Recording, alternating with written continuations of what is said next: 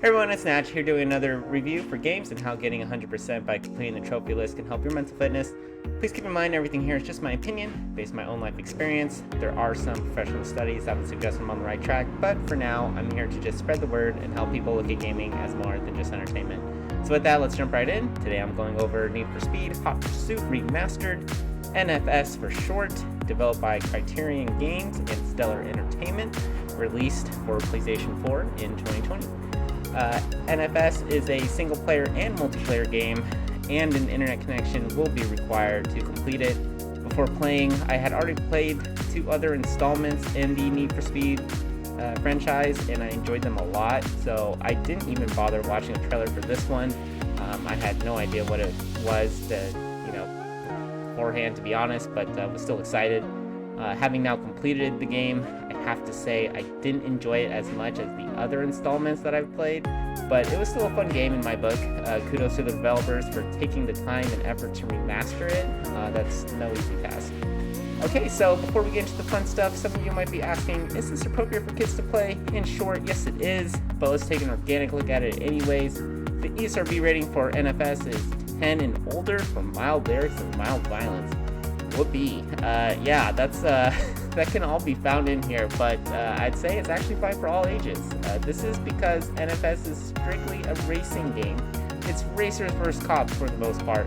Sure, there's music, but parents can turn that off if they want. And it is racing. It's half realistic, half not. Just the things that are going on in the game. I mean, it's strictly entertainment. Nearly every game has some sort of violence in it, but ESRB is notorious for selecting and labeling, or really selective labeling, which in turn is a disservice in the industry because not only is it not consistent, it's never an organic approach to the game, unless of course it benefits ESRB. So yeah, all ages welcome here in my opinion.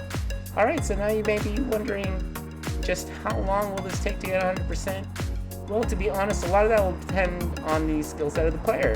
For me, I expected NFS would take me 22 to 42 hours to get 100%. I came in over that. Some factors that affected me and can affect you in your completion time are multiplayer requirements.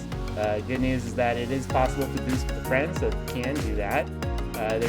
There also seems to be some beneficial glitches, unlocking certain DLC trophies earlier than what is expected.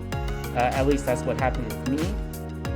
But you gotta also keep in mind that with any multiplayer game, the older the game gets, the harder it'll be to complete because there's a limited amount of players, and you may also face possible server closures. Keep in mind that the trophy list itself is pretty standard for a game like this, and if you'd like to see the guides I use, they will be in the video description below. Okay, so now for the fun stuff. As you know, the whole point of my channel is to help educate and promote gaming for mental fitness. I truly believe you can improve so many mental abilities by earning 100% in a game, rather than just playing the game for fun. For me, NFS mostly improved mental reflex, for me at least. Again, currently the hardest trophy in the game is Ultimate Enforcer, which requires you to reach rank 20 as a cop. Basically, there are 2 parts to this game, at least the single player, playing as a racer and playing as a cop. There are different game types or events depending on who you're playing as. Level 20 is obviously the max level you can reach for either type. Completing levels is how you earn experience, with bonus experience for doing certain actions at any given event, and which type you're playing as.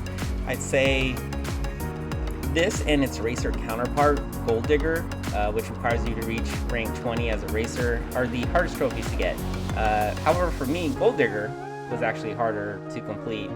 For whatever reason, I found the cop events to be easier for me, but it's likely going to boil down to these 2 trophies for any player, to be honest.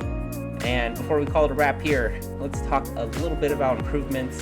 When I think about trophies that would have reflected NFS and have been helpful for mental fitness, none really come to my mind, and that's a good thing. I think the developers did a good job of keeping it simple, but adding some creative trophies in, like racing in certain conditions in a certain vehicle.